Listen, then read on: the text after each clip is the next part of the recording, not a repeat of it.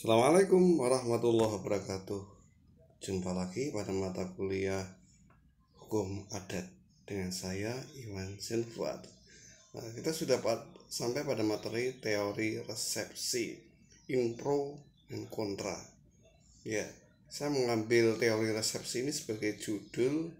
Sebenarnya ini ingin menggambarkan bagaimana sih pengaruh hukum agama ke dalam hukum adat. Apakah pengaruhnya besar atau kecil? Nah, secara akademis sudah ada beberapa teori yang melihat bagaimana aplikasi pengaruh agama dan pengaruh hukum adat dalam hukum nasional. Nah, dua tokoh utama dalam teori ini adalah Van Vollenhoven, beliau sebelah kanan, dan Snodgrass. Dua tokoh ini punya pengaruh besar dalam menteorisasikan teori resepsi. Ya, sebenarnya belum saya mainkan ya slide-nya ya. Ya ini Van Vollenhoven dan Snodgrass. Kalau ini saya. Thank you. Next. Ya, kita sudah sampai pada materi yang kelima di pertemuan ke-6 ini tentang pengaruh hukum agama. Kita pakai subjudulnya teori resepsi, pros and cons, pro dan kontra. Ya, sebenarnya teori resepsi ini bukan teori yang awal, yang mula-mula, bukan teori yang lebih dulu sabiqunul awalun kayak itu ya, bukan itu. Tapi sudah ada teori yang terlebih dahulu berusaha menteorisasikan pengaruh hukum agama ke dalam hukum adat. Jadi teori resepsi incomplexu yang pernah diteorisasikan oleh Solomon Kaiser dan Vandenberg. Kemudian teori ini kemudian direvisi. Ada teori yang menentang teori resepsi incomplexu menjadi teori resepsi. Nah, sebenarnya ini dua teori ini berusaha menteorisasikan apakah pertanyaan dasarnya begini, apakah hukum agama ini diterima oleh masyarakat adat? Kalau diterima, apakah menyeluruh, apakah semuanya, atau sebagian saja? Ada seleksi hukum agama apa yang cocok bagi hukum adat.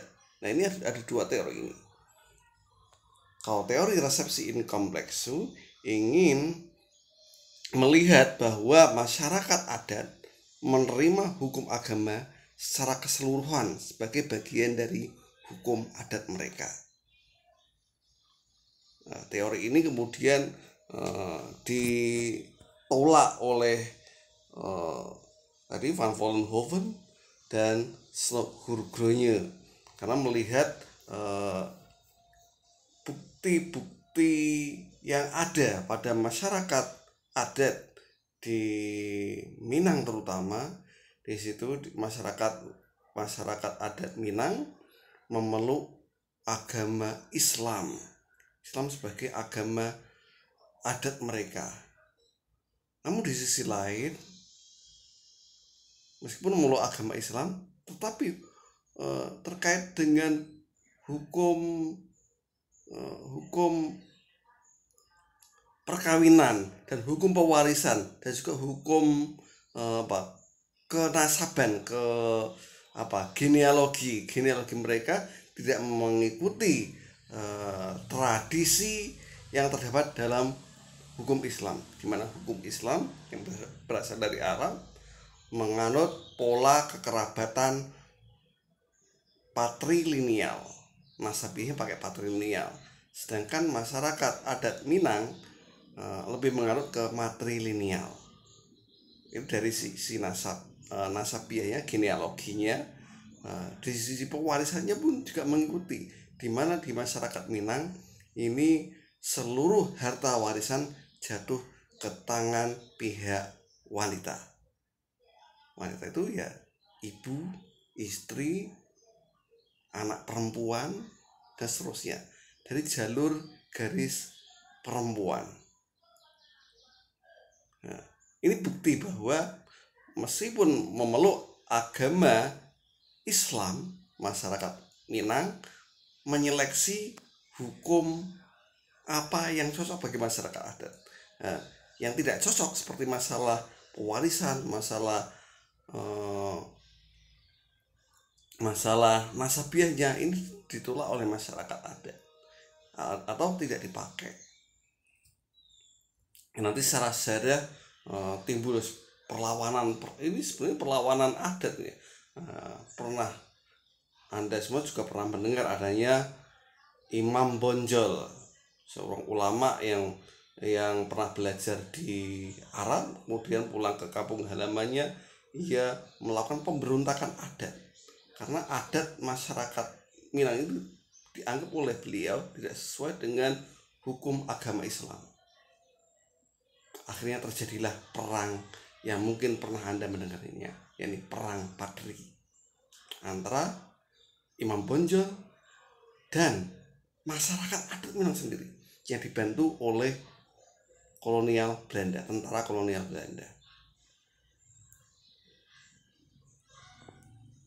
Next, ya, setelah merdeka baru muncul teori-teori yang lebih baru untuk merespon teori yang sudah ada, baik teori resepsi, terutama teori resepsi, karena setelah ketika pada zaman kolonial teori resepsi ini begitu dominan.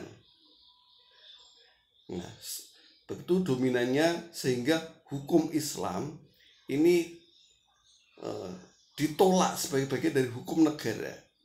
Hukum Islam tidak diterima dalam hukum buatan kolonial Belanda. Oleh karena itu, ketika Indonesia mengalami kemerdekaan, ini bagi masyarakat yang pro dengan hukum Islam, mereka melakukan respon.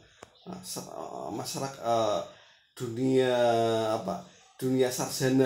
sarjananya pun juga berusaha mendongkal teori yang dominan sebelumnya, yaitu teori resepsi. Nanti ada Profesor Hazairin mengeluarkan teori resepsi exit, dan Saidi Talib mengeluarkan teori resepsi contrario. Ini wujud respon dari teori resepsi yang terlebih dahulu ada, dan ketika Indonesia merdeka, momentum untuk berusaha menggeser teori yang dominan yang telah ada sebelumnya. Baru kemudian S.A. Ikhtianto mengeluarkan teori eksistensi sebagai teori, ya saya pandang teori yang tengah-tengah. Ini ingin melihat bagaimana sih hukum Islam, keberadaan eksistensi hukum Islam terutama. Perspektifnya ya lebih ke arah perspektif hukum Islam, melihat hukum Islam beradaannya dalam hukum nasional yang tidak bertentangan dengan hukum adat, tapi seiring jalan dengan adanya hukum nasional. Next page. Ya, tadi kita bahas teori yang pertama, teori resepsi in complexu, yang diteorisasikan oleh Vandenberg dan Solomon Keiser, di mana masyarakat adat menerima hukum agama secara menyeluruh, satu paket, istilahnya satu paket, menerima hukum agama salah satu paket. Kalau menerima agama Islam, memeluk agama Islam, maka termasuk juga hukumnya, termasuk juga fikihnya. seluruh kaidah-kaidah fikih yang dipakai ini harus dianut oleh masyarakat adat. Ini pandangan Van den Berg ini kalau kita melihat teorinya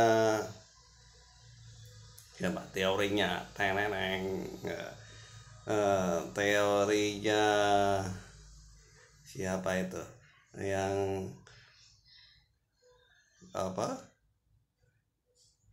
karya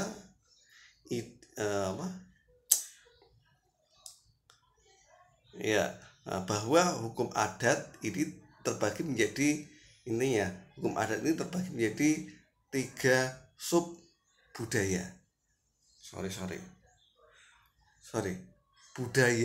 Budaya secara antropologis, budaya ini terbagi menjadi 3 sub budaya, yakni ide, kemudian karsa atau perilaku, dan yang ketiga adalah karya. Di mana seluruh perilaku dan karya kelompok umat manusia ini merupakan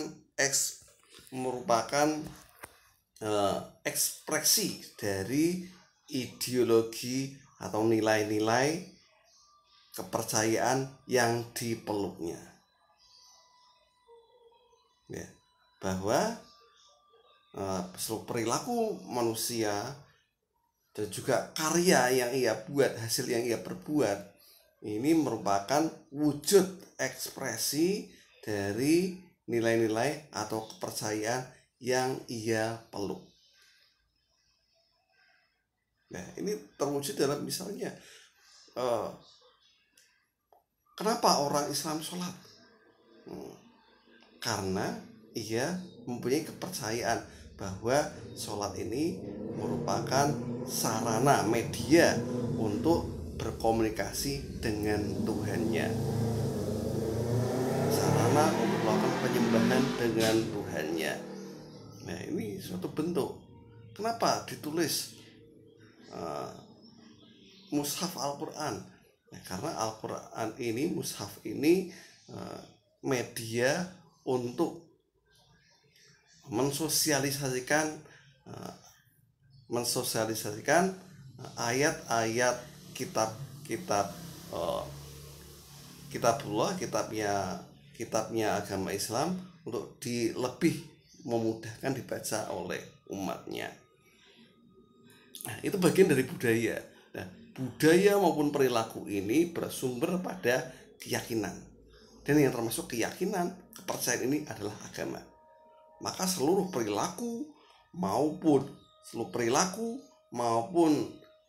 hasil karya, maksud nanti fikihnya, hukumnya bersumber, akan berlandaskan, akan bersendikan pada nilai-nilai kepercayaannya, yakni agama.